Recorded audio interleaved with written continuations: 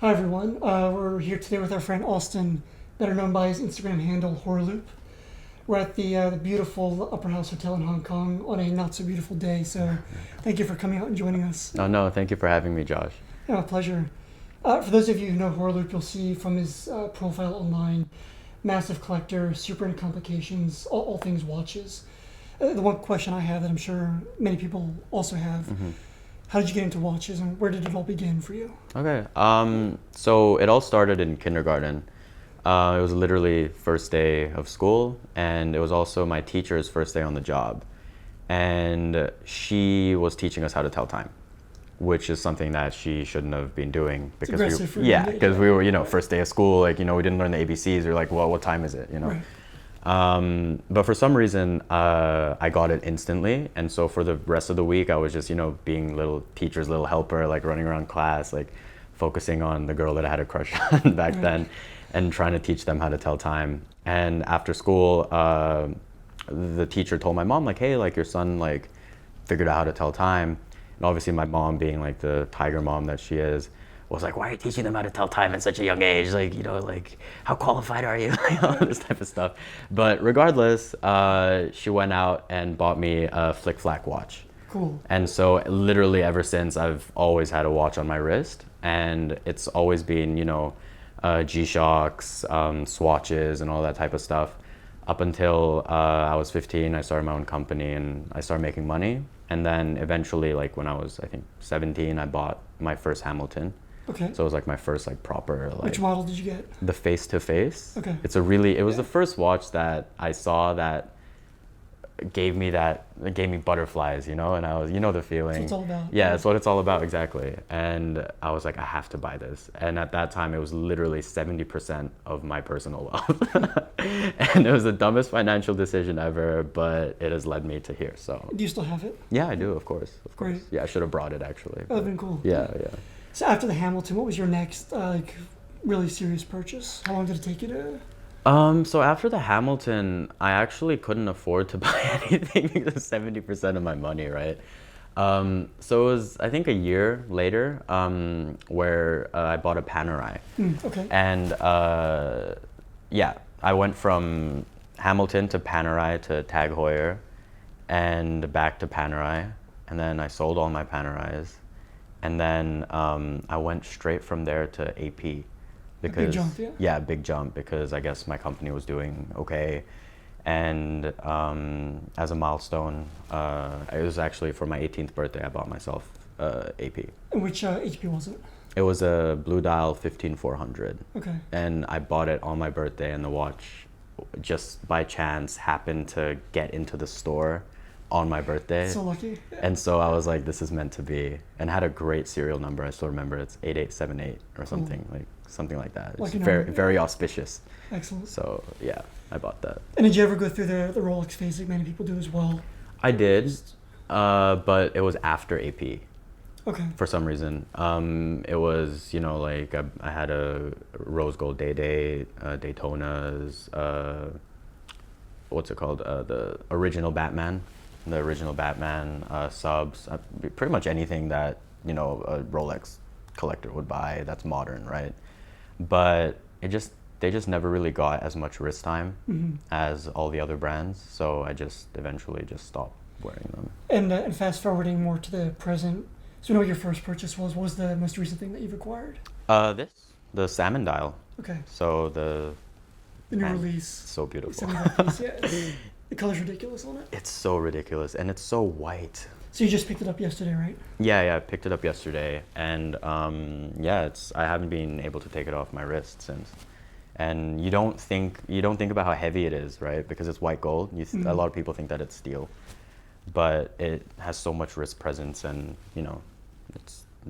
just look at it. It has the weight, also the color of the white gold itself. It really is different than stainless steel. Has a bit of a purity, kind of a shine to it. Yeah, exactly. And the color, just the dial it's insane. Yeah. I'm glad to hear you actually wear your watches, because so many collectors, they're fortunate enough to be able to find these these special pieces, and they never wear them. Yeah. They kind of hide away in a vault somewhere. Yeah. And it's really kind of disappointing to hear that. So I'm glad you actually wear your watches. Mm-hmm. And looking at the tray, you bought some really serious pieces. I see only Pateks, only APs. Mm-hmm. Why? I mean, is your only brands that you're focusing on at the moment, or is your... I mean, every collector goes through phases, right? Your tastes and your tastes change. And for me, currently at this point in life, for me, the only two brands that really speak out to me are Patek and Audemars Piguet. Okay. And I mean, personally, I like sports watches. As you can see, these are all, there's no watch on a leather strap, right?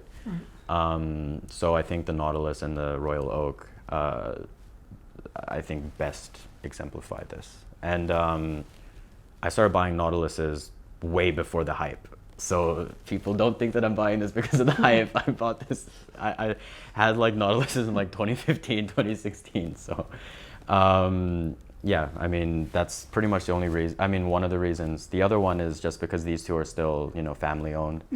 And they're less constrained by rules and regulations set by, you know, groups or parent companies or whatever. And so they can kind of do what they want. And so in essence, they don't screw over clients or customers as much as the intentions are a bit more authentic. They're more authentic and genuine, I think. Okay. And the fact that it's still run by, I mean, at least for AP, still by the original family, I think that's amazing. Right, I can agree with you. Yeah. I mean, as far as the Pateks go here, the 5712 is, in the Nautilus family, is my favorite. It's just so balanced and the color's beautiful. I agree. I don't see so many of the white 5711s. I think everybody in their mind has the idea that stainless steel blue dial, it's that or nothing. Yeah, I completely disagree with that. I think I personally think the white dial is just so much more balanced than the blue dial, just because of the simple fact that the date wheel actually matches the dial. Right, and the contrast of the markers and the trim. Exactly. It's, so and clean. I love, I think on Instagram people call it the piano dial because it literally, that's what it looks like, right? Like the piano keys and everything. And I think it's a perfect summer watch as well. And it's just, I think it's a lot more rare than the blue dial because I think a lot of the rappers in America, the iced out Pateks and everything, they all use the white dial 5711s, right? But yeah, I just think they're rarer, and I just like the aesthetic better. Yeah, I don't know the actual production numbers, but I see far fewer of the white dials, and I get asked far less. Far less, exactly. They're a lot less in demand for some reason. Right. So. You know, but also one that caught me out when you first brought out your watches here when you came in, the jumbo. Yeah. Not just any jumbo. It's an A series. It's a 5402. Yeah. From 1972. Yes. One of the original batches. The conditions, I mean, so clean. Where did you find this? So this watch actually took me around a year to find. So this is actually a full set. Full set with a metal box. So AP barely made any of the metal boxes. So this is full set, and it was sold to Siddiqui. Okay. So I have like the original papers with the Siddiqui stamp and everything. I love that. Like written in Arabic and everything. It's amazing. Did you buy it from the original owner, or did you find it somewhere? So I posted on my Instagram stories like quite a few times that I was looking for a full set A series, and so 50, 60 collectors or whatever, or dealers sent me photos of theirs, and I could obviously filter through most of them because I can tell if the dial's been changed or, you know, if it's been tampered with, but I'm not an expert. So once I filtered out the watches, I had like maybe 4 or 5 left. So I just sent them I just emailed the AP museum, and I was like, hey, like, which one? You know, and all of them had issues except for this one. And was it still in the Middle East when you found it? No, it was in Paris. And so I actually flew to Paris to pick it up. It was very expensive. It was way more expensive than everything else that was offered to me, but for good reason. At the same time, with vintage watches especially, you get what you pay for. Yeah, exactly. So you have to pay the premium to get exactly. the product, And the dial aged to such a beautiful gray, right? It's so nice. It's like we'll say a gunmetal. Yeah, it's exactly. Not camera, but exactly. Bring it closer later. And I mean, Gay Frere's bracelet, everything is just, and look at so the clasp as well. Yeah, the clasp, everything is just exactly what you want it to be, and like there's like no stretch. Like, it's essentially on warm. Exactly, it's insane. So that's why I had to pick this up. And any other vintage watches? No, this was my first one. Okay. Because I've always been very scared, because I've heard some nightmares about people, Horror stories, about people that bought vintage watches, even sometimes from auction houses that end up being, tampered with or whatever. Right. And so I've always been very wary. That's why I usually buy new, and I only buy from boutiques or directly from the boutiques that are controlled by the brand or whatever. Even Pateks I buy from Shanghai, right? Because I know I'm getting exactly what I'm paying for, Sure. and nothing's been tampered with. Do you think you'll ever get the Patek equivalent of this, the 3700? Yes, I think I definitely will, because I think those two watches, more so the Royal Oak, actually definitely the Royal Oak. It was the one watch that literally shifted a paradigm in the watch industry, and Sure. they made steel expensive, they made steel luxury, and they made sports watches luxurious, whereas before they were always seen as tool watches. It's one of the single most rebellious things Yeah. watch brand has ever done. Yeah, exactly. And look at it now, right? The Right. Royal Oak is one of the most iconic watches. And in some cases, these steel pieces are worth more than Yeah, precious metal complications. Yeah. Which is mind blowing. mind blowing. I don't think that should be that should be a thing, but Well, it is. it is what it is. Let's look at the rest of the sports models you have. AB Concept. This is the self-winding with the Yeah. peripheral rotor. How long were you looking for this? Was it a dream piece? Were you So setting up for it? What's the this story is actually great. Strap's amazing, by the way. Oh, thanks. So I was actually visiting AP last May or June, and I had lunch with Francois in his office, and this was after the manufacturer tour or whatever, which was mind blowing, by the way. And after lunch, Francois just asked me a question. He was like, "Baby blue, white, or red?" No context whatsoever. And I was like, "What?" We had some wine or whatever. And I just said baby blue, right? And then he calls the head of product, and then a few minutes later, she comes up with this box. It's just you couldn't see what was inside. And then he he made me cover my eyes, and he took off the watch on my wrist, which was back then a steel open worked double balance, Okay. 15407, and he took that off, and then he put this watch on my wrist, but my eyes were still closed, so I had no idea what he was putting on my wrist. And then he was like, "Okay, you can open your eyes now." And then I saw it on my wrist, and it was literally love at first sight. I was like, I have to buy this. The greatest sales tactic you've ever heard. Right? But the thing is, there was zero pressure at all. He was just like, "What do you think about it?" He asked me to guess how much it was, and I guessed it, and it was actually very accurate to what it cost. And he actually let me premiere it on Instagram. So it was the first premiere that I've done for them, and it was I think it was the first premiere for a watch brand that a collector did on social media. Very cool. That wasn't through traditional press or media. So I thought that's why this is so significant to me. The watch is fantastic. Yeah. And it's large. Yeah. You actually wear it? Oh, This is I what wear you this a every day? lot, man. It's large, but the thing is, it actually wraps around the wrist very well. If you look at it, the crystal is curved, and the thing is, when someone else is wearing this watch, it doesn't actually look that big. Francois wears this, John Mayer wears it, and it's so comfy. Yeah, one thing to watch in my mind, because of the K shape, I was thinking we have a smaller wrist. Yeah. So it's a watch I can never wear, we can never wear. And actually see you wearing it, it's a little bit larger, but it looks But it's 100% reasonable. exactly. It's super cool. Yeah. Yeah. This is the single watch that I've ever owned that gets the most attention by far. And is Be it, that good or bad, but I mean bad as in people know that it's expensive, right? But I remember when I first got this watch last July, I was in Hong Kong, just literally in Pacific Place downstairs, and I was in Harvey Nichols shopping, right? And I wanted to look at this pair of cufflinks, and so I was pointing at the cufflinks to the sales lady or whatever, and there were 4 people there, and they totally ignored me, and they were all just fixated on my watch. only in Hong Kong, right? And I was like, this has never happened to me ever. Even before Richard Mills or whatever, never. But they were all fixated, so I had to like be like, hello, like, hello, I'm a customer, like, Right. and they're like, oh, sorry, and then they started grabbing the stuff, and Too funny. Yeah. I thought that was great. And in your collection of the watches you've had in the past, do you have any other tourbillons, other grand comps, any other weird complications?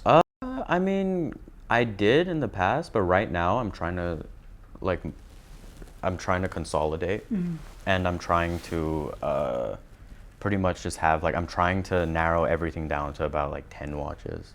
Okay. Because as you said earlier, I only like owning watches that I actually wear and enjoy. I don't think I mean, like, if you're saving it for your kid or whatever, then that's different. That's one thing. Yeah. That's one thing. But I mean, just to have it and I think watches are always meant to be enjoyed. Because the whole point of watch collecting is it drives a certain type of emotion in you, right? And so you have to wear them. You know what I mean? It's art on your wrist. 100%. Yeah. So I don't understand when people buy watches and they just keep it in the safe and they never ever wear it. It's a shame, right? Yeah. So These high-end APs, very reminiscent of Richard Milles, which you mentioned, because especially with the Renaud and Poppy connection. Did you get into Richard Mille? Have you had any? What's your favorite brand? I had a few like 2 years ago. Okay. 2 or 3 years ago. Also, again, before they were like huge. So, as a collector yourself, for someone maybe who reaches out to an Instagram or you're introduced to through an event or any situation, they want to get into collecting watches. What suggestions would you offer to them in terms of brands, complications, just getting started, buying pre-owned versus new? What would be your initial direction to a new collector? So my initial direction is to literally just try to ignore social media and just buy what you like, because there is so much out there that isn't shown on social media, and obviously I'm partly also responsible for that, but this is the stuff that I like, you know what I mean? Like I have to stay true to myself, right? Yeah, exactly, and I'm paying for all of these with my own money. Like it's different. But for someone who's just starting out, literally just buy what you like, buy what speaks to you, and buying new versus pre-owned. So there is nothing wrong with buying pre-owned, right? And in Asia, this is still a huge stigma that like you have to buy new and all that, but that's shifting very quickly because people in Asia, they adapt pretty quickly to changing times or whatever. But yeah, buy what you want, and don't buy watches because you think that, oh, like this is gonna make me rich, this is gonna make me money. Like that's the wrong mindset to enter watch collecting. Because buying watches, like as I mentioned before, like it drives emotion. And if you're treating a watch like a commodity, and if you're treating them like, oh, I'm gonna buy this and flip it or whatever, there's not gonna be any like intrinsic emotion attached to that. And you're not gonna wear the watch for long. You're probably gonna wear it for a week, few weeks, month, sell it. And it doesn't have any stories or anything that you can, like stories like watches like this, like it's such a personal object. It's on your body. Yeah. Right. Yeah. So I think building a connection and having that kind of emotional attachment is again what it's about. Yeah, exactly. And so I mean, for pre-owned though, they have to be careful though, right? Because there are a lot of dealers, or there are a lot of not like, I mean, I guess dealers that aren't registered or not legitimate or whatever, and so I do know people that have gotten scammed, or got what they didn't pay for. Like I remember my friend thought he was paying for a 5711, received like a 5800 or something, and he didn't know for the longest time. Like I was like, congrats on your new watch, and then I saw him in person. I was like, dude, that's not a 5711. That's way smaller. And then it was like a 5800 or 3800 or something. Horrible. Yeah. There's so many horror stories, and again, I think with pre-owned, it's exciting because it allows you to buy watches maybe that you can't buy at retail because the waitlist is crazy, like a Daytona, for example. Yeah. Or something that's long discontinued, super unique, super limited, just super special. But again, I think buying from a reputable source is, I agree with you, the utmost importance. Probably the most important part. That's the most important thing by far. I mean, it's the same with buying vintage, right? Like you're buying the seller, essentially, right? You're not, because it's all about trust with this type of stuff. So there's no way, like, unless you know that everyone in the brands, it's very hard for a regular buyer to verify everything. Sure. So they would have to just put all their trust in the dealer, or, yeah. When it comes to new watches, actually, when you look at the brands, as a generality, I want to get specific and name names, but what do you think the brands as a whole are doing right and wrong this day and age? New generation coming up in watches, also targeting the younger. So I think what brands need to do is they need to start focusing on actually getting to know their client, because I think a lot of brands, they're very detached in that sense. They don't actually know what their clients want. They're just making what they think the market would want. And that's also due to a lot of the, just the whole model of how it works, like with distributions, with the distribution model and everything. The actual brand doesn't actually know many clients, right? Because there's so many layers in between. And so that's why I actually really appreciate what AP is doing, because they're consolidating, right? And so because they're in effect, they're starting to know all their clients. And right now, if I buy an AP in Hong Kong and I go to AP Japan, like, they have my profile as well.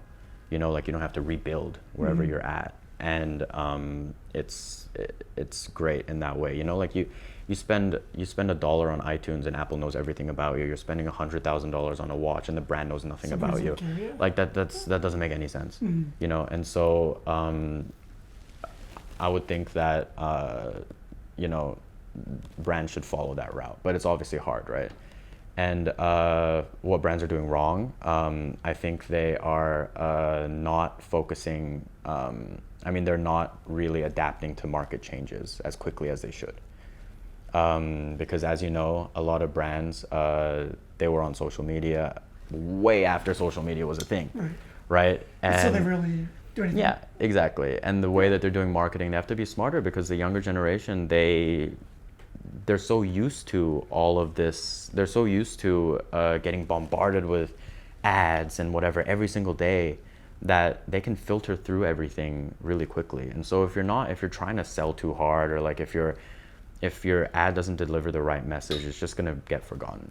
And so I think brands need to adapting technology, because the watch business, in terms of production and the organic sales, is probably one of the oldest, most traditional business and products. So collector by night, I assume you have a day job. So what do you do for work? What is your so currently I run a creative agency with a few of my business partners, and we do branding, and we pretty much make campaigns and link brands, like foreign brands, with celebrities in Asia and China. And so we do their whole brand campaign, ads, we link them with the right people, stuff like that. And when it comes to Instagram in particular, which I think is your main your main outlet for watches, over 100,000 followers. Did you ever foresee yourself as becoming, regarded as an influencer in the watch industry? Where did that come from? Where did that explosion? The whole reason why I started Horoloop was because I had a personal Instagram before. Like, it was only friends and family, people I went to school with and stuff. And then eventually, when I started making more money, I started posting watches, right? And I kind of felt like I didn't want to be that guy. You know what I mean? Because I didn't want to be that guy. And so especially because at the time, like, I was young, like, all my friends around me, like, they were servers at restaurants and stuff like that. There's nothing wrong with that, right? But I didn't want to be seen as that dude that posts his expensive watches on social media. So I deleted everything. But then I just had this like burning feeling in me. I was like, I want to post watches. And so I made a completely anonymous account for just for watches, and I named it Horoloop. It's a portmanteau between horology and a loop, right? And I had no followers for quite a while because my watch photography was pretty horrible in the beginning. That's pretty much how it started. It was anonymous up until literally last May. So prior to last May, no one knew it was me. Only like 2 of my friends, like close friends, knew it was me. Not even my family or anyone knew that I was doing this, because I wanted to keep it anonymous, right? But now I guess it's out there. So in your work and throughout collecting, I'm sure you get to travel a lot. Asia, Europe, to the States even. What are just the general takeaways you see in terms of trends and tastes in the watch world between Asian collectors, for example, European collectors, or American collectors? I think it's the first thing that comes to mind is the age difference. I think the collectors in Asia are generally a lot younger than the serious collectors in the States or in Europe. And I think that's also mainly due to culture. And especially in China, it makes sense that the younger generation have access to all this stuff because of, you know, the cultural evolution and everything. Like, everyone started from zero, right, in the 60s, right? And so, you know, a lot of the watches that the younger generation are wearing are gifts from their parents or whatever. Also, the one-child policy, you know, everything the child is like, you know, like, literally like the only person that can carry on the family legacy, I guess. And so I think that's why in China. But it's also a cultural thing of like having face. So in Chinese, it's like 有面子, you know. It's kind of like a status symbol. And in China, that's still the way that things are done. So you need to have a nice car. So they take it very seriously. Yeah, they take it pretty seriously, and they learn a lot quicker. I think they adapt extremely quickly. And how about styles of watches, sizes, stones versus no stones, So things like this? in Asia, I think there are generally just a lot less people that are collecting vintage watches. Just because I think the market is newer, and the collectors are maybe not ready to do that yet or whatever, especially in China. I know obviously there are Chinese collectors that are avid vintage collectors, but generally I think that they still buy new. Right. Because in China there's still the stigma that, you know, you have to buy everything new, like you don't want to buy something that's secondhand. But that's the older generation. The younger generation, you know, especially with like hype clothes and shoes and whatever, like they're okay with that now, buying secondhand or whatever. But I think with styles, I mean, obviously, like, people in China love gold and diamonds, right? I mean, but so do some people in Europe. You know what I mean? Like, I don't think the style has changed, because you have to also understand that a lot of people in China, they are buying what they're buying because of a lot of the stuff that they see in the West. So influenced by the West. Yeah, as well. exactly. Yeah. So they do buy it, but it's just like maybe they catch on a few months slower or something like that. But are there any brands in particular that stand out? You think, wow, these are really popular in this market, for example, but you would never see in this other market? So I think Japan is really interesting, because Japan, they love their complications. They love their tourbillons. They love mini repeaters. I think it's the number one market where I know collectors that have these crazy pieces. Because they're seen as works of art. Yeah, they're seen as works of art, and they sell the best there in Japan, which is really interesting, right? But in terms of, I mean, that's pretty much it. I mean, let me have a think. Yeah, I mean, off the top of my head, like Japan with super complicated watches. Yeah, okay. As a market. I mean, Breitling in the U.S., right? Breitling sells well in the U.S. But I've never seen a Breitling here. Yeah, exactly. And so I think they're just like specific brands that do well depending on how well the marketing was done in that region. But I think globally there are only 3 brands that are really just the staples. And omnipresent. And it's, you know, AP, Patek, and Rolex, right? Sure. In terms of, those are the 3 watches, the 3 brands that, doesn't matter if you're talking to a dealer or talking to like a collector or whatever, everyone knows those brands, and they're held in such prestige right now. And in regards to independent or smaller brands, for example, FP Journe. Yeah.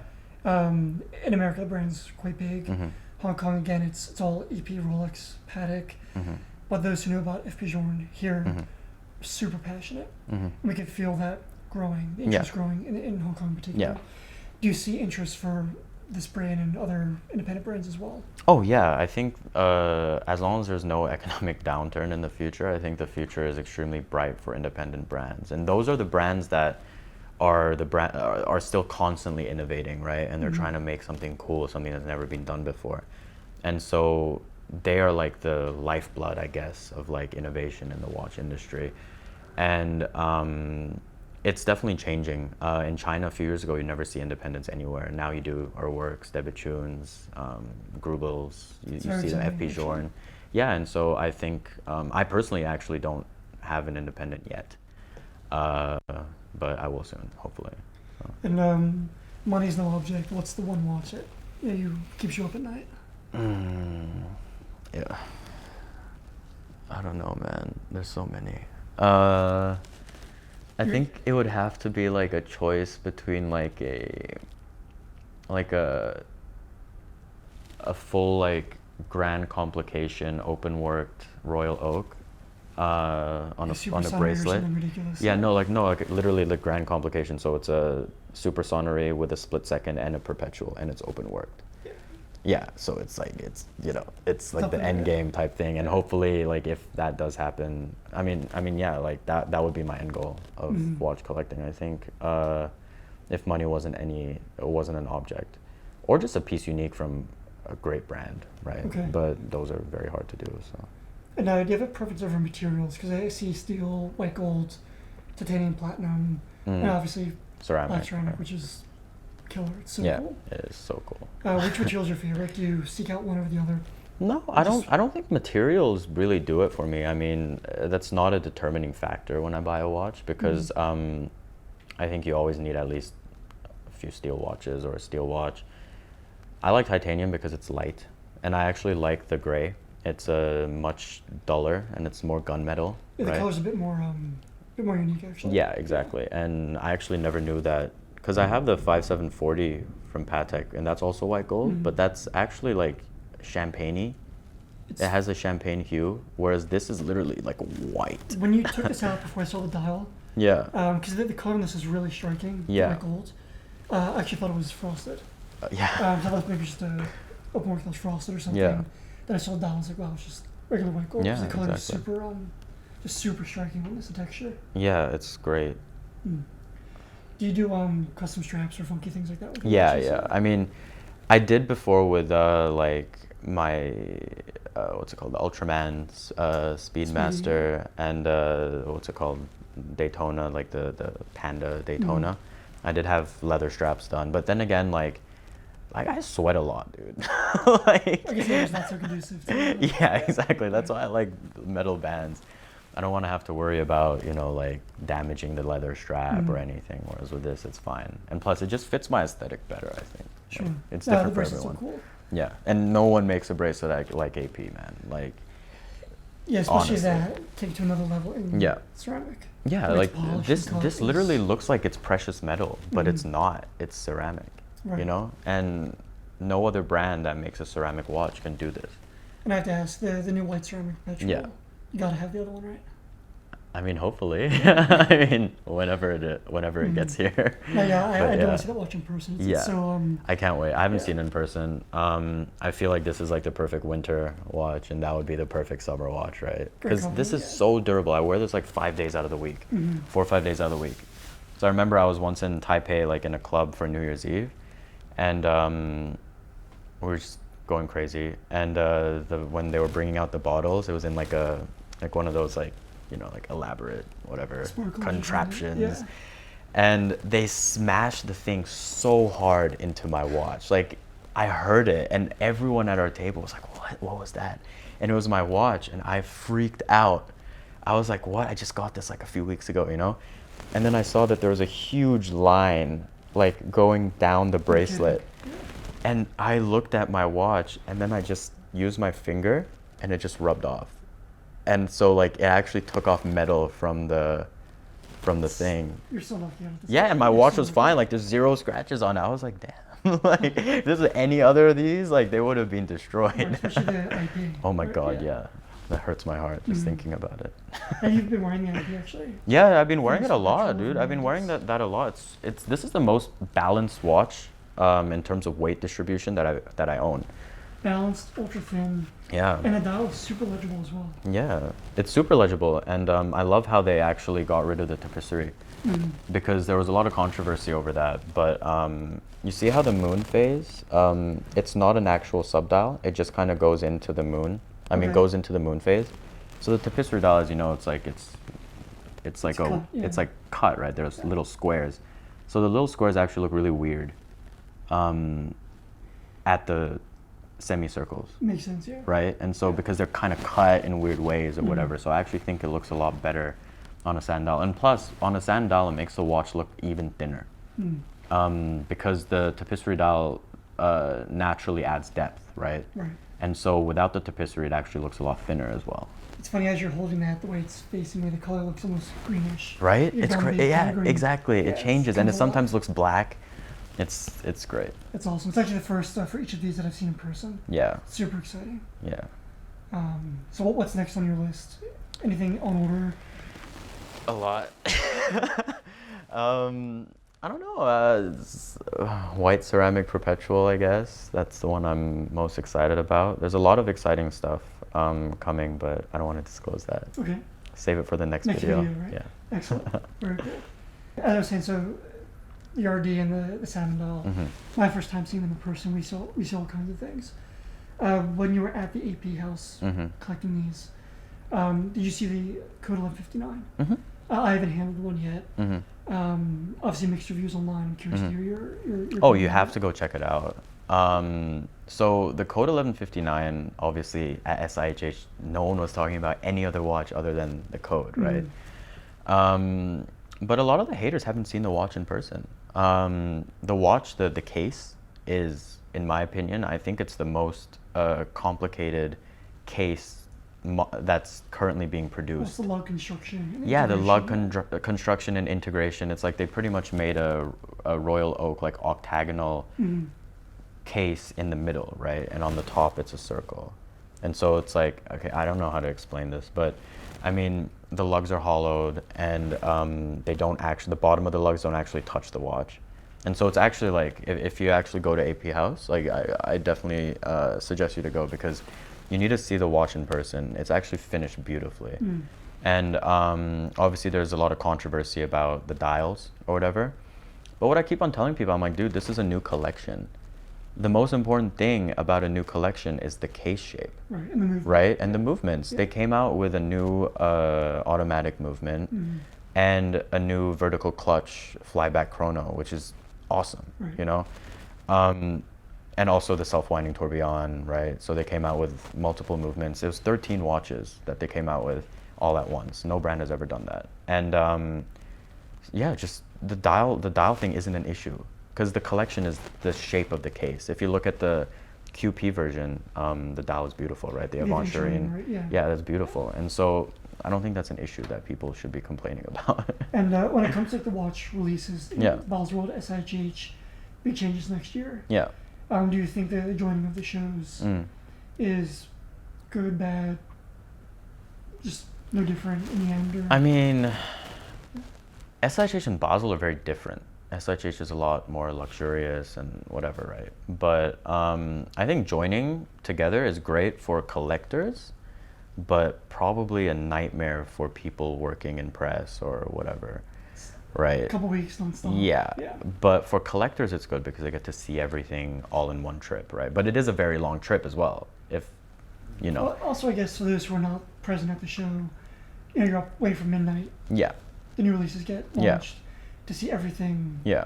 in a tighter range is very exciting. Yeah, but then again, with that said, it might be like information diarrhea, in the sense that everything's getting released too much all at at once. once, just so much information, you know what I mean? So I don't know. I mean, there are pros and cons, right? But I probably won't be going next year because I just think it's very tiring.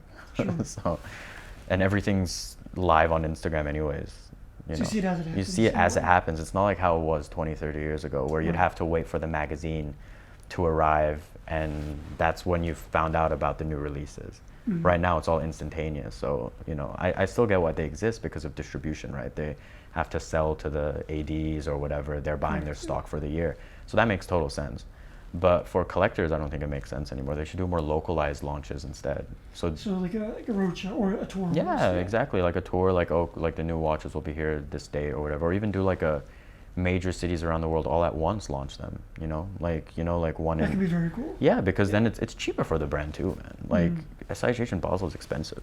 They unlock more, Yeah, buyers, more activation and also more young people getting into it. more engagement, because then you'll actually be dealing with the brand, right? And you'll be the brand will get to know their clients more. I think that's just the future of how it should be done. It's more about experiences instead of being thrown into this expo hall with all the brands, and then you just kind of have to figure out what you want. At Basel, no one really cares about anything other than Patek and Rolex, right? And at SIHH, no one really did care about anything other than AP and Richard Mille. Now they're out. So yeah. It'd be interesting to see. I really appreciate you joining us here in Hong Kong. Yeah, So cool no, to thank finally you. meet you in person. Yeah, likewise. Thank you for having me. Good, hopefully first of many. Yeah, hopefully, man. Great. Thank you so much. Perfect. Thank you.